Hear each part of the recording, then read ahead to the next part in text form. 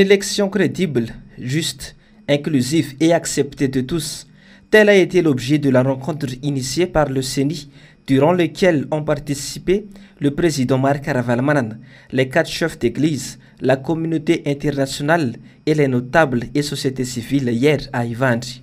Jusqu'ici, le CENI est d'accord pour un climat serein avant, pendant et après les élections selon son président. Selon Dama Anjanar Sedou, président du CENI, le CENI assure les préparatifs et le déroulement des élections. Élections transparentes et crédibles acceptées de tous. Selon le président Marc Ravalomanana, ce processus n'est qu'un début, mais la réussite dépend de la collaboration entre le CENI et les entités politiques. Une rencontre qui devrait se produire à plusieurs reprises, bien avant les échéances électorales.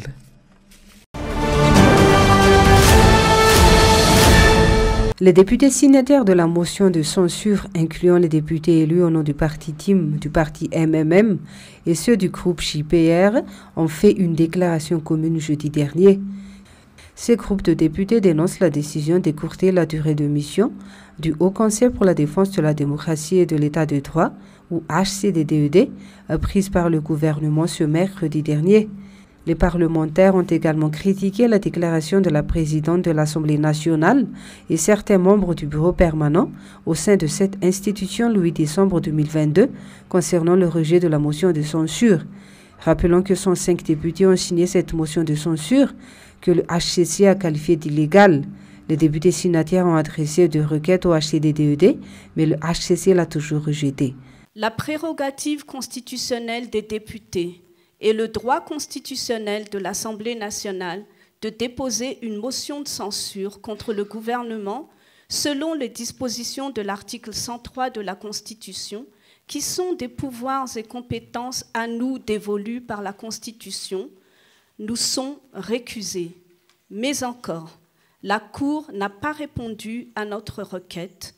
En lieu et place, la Haute Cour a porté son jugement à sa seule convenance quant à la conformité à la Constitution des déclarations susmentionnées et par conséquent la suspension de la poursuite du processus de motion de censure.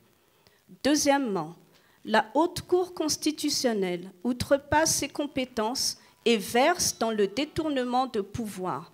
Elle s'arroge même les pouvoirs des constitutionnalistes auteurs des constitutions, ce qui n'est pas conforme aux pratiques internationalement reconnues. Nous constatons le non-respect des droits et pouvoirs des députés, de même que les vôtres, peuple malagasy, détenteurs du pouvoir, dont nous sommes les élus, tandis que la nation est victime de sacrilège. Nous ne pouvons plus accorder, par conséquent, notre confiance à la HCC et notre défiance est amplement justifiée dans la mesure où elle est de connivence avec l'exécutif, ce qui n'est pas conforme à la Constitution. Il est à craindre que les élections ne soient ni transparentes ni acceptées par tous et que nous nous acheminons vers une crise. Ces députés craignent qu'il n'y ait pas d'élections transparentes et acceptées par tous, vu les membres de la CENI et l'HCC. Il ne sera pas garanti que les élections à venir seront jugées équitables, puisque la HCC fait déjà preuve de manque d'indépendance dans l'exercice de ses fonctions. Il réclame également la restauration de la dignité de l'Assemblée nationale. La vanille ne pourvoit presque plus de devises pour la Grande Île. Ce secteur enrichit les Cambonais, amis et membres du gouvernement actuel. Si le prix du kilo a été planché à 75 milliards, il atteint 500 milliards le kilo à l'extérieur. Les acteurs malgaches comme à Sambave ont manifesté et ont brûlé de la vanille en guise de mécontentement, car seuls les exportateurs agréés se graissent la patte. Des personnes munies de banderoles se sont mobilisées devant la gare routière de Sambave jeudi. Elles réclament entre autres la suppression du prix plancher de la vanille, la dissolution du Conseil national de la vanille ou CNV et la suppression de l'agrément. Le prix du kilo doit revenir à au moins 2 millions d'ariars. Une pétition a été formulée à l'encontre de cette crise. 6500 signatures ont été réunies. La partie Sofia et la région sud-est sont également mécontentes par ce qui se trame et prévoient récemment de manifester. Après la concertation entre les membres du mouvement SOS Fanil, le ministère de l'Industrie, du Commerce et de la Consommation, le ministère de l'Intérieur et de la Décentralisation et le secrétaire d'État en charge de la gendarmerie se sont réunis. Des dispositions seront prises par rapport aux revendications des membres du SOS Fanil, une solution lettre morte jusqu'à présent.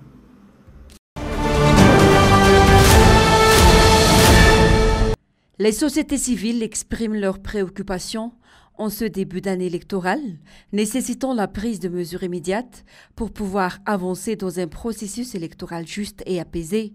Ils lancent un appel à toutes les entités de bonne foi à conjuguer les efforts pour mener à bien l'éducation électorale. De rendre effectifs les pouvoirs de contrôle et de sanction de la Commission de contrôle du financement de la vie publique, CCFEP, ainsi que ceux des autres entités de contrôle et de sanction, de garantir l'égalité des chances des candidats durant la période de pré-campagne et la neutralité de l'administration publique, de maintenir la carte nationale d'identité comme unique document d'identification d'un électeur, demande le respect de toutes les échéances électorales, communales, régionales, provinciales, législatives et présidentielles. Plusieurs partis politiques condamnent l'attitude du pouvoir en place, hermétique à tout dialogue et ne laissant entrevoir aucune bonne volonté d'organiser des élections transparentes. Ils ont fait une résolution après échange avec des entités de la société civile. Sommes résolus à proposer des modifications de la loi organique relative au régime général des élections et référendums pour un processus électoral plus transparent, démocratique, participatif et égalitaire à la prochaine session parlementaire, notamment en ce qui concerne la transparence et la limitation des fonds électoraux, sous le contrôle renforcé du CCFEP et l'égalité des chances des candidats durant la période de pré-campagne. Deuxièmement, agir de concert avec toutes les forces vives de la nation pour l'éducation électorale de la population malagasy, ainsi que l'observation intégrale des opérations électorales aux dates indiquées. Et troisièmement, et finalement, mobiliser toutes les ressources à notre disposition pour inclure dans le processus électoral la population féminine, la jeunesse et les personnes vulnérables. Un atelier a été organisé en Tanarine les 22 et 23 mars 2023, réunissant les organisations de la société civile et toutes les entités concernées et partis politiques pour débattre du contexte préélectoral et de l'observation des élections.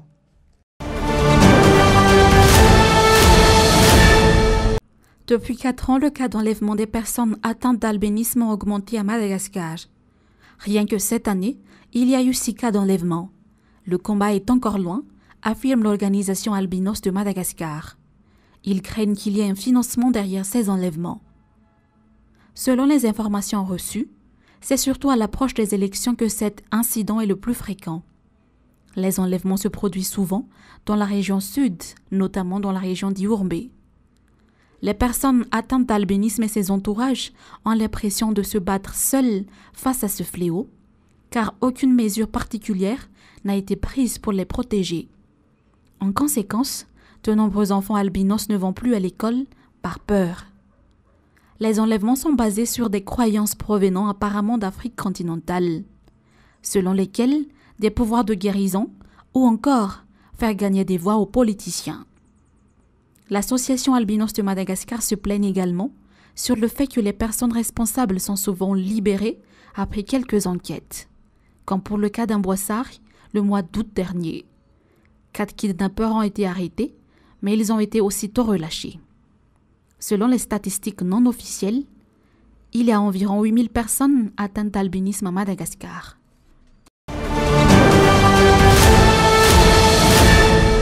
Le syndicat des magistrats de Madagascar contredit strictement la lettre du préfet de Thomassen, s'adressant aux huissiers de la justice de la ville de l'Est.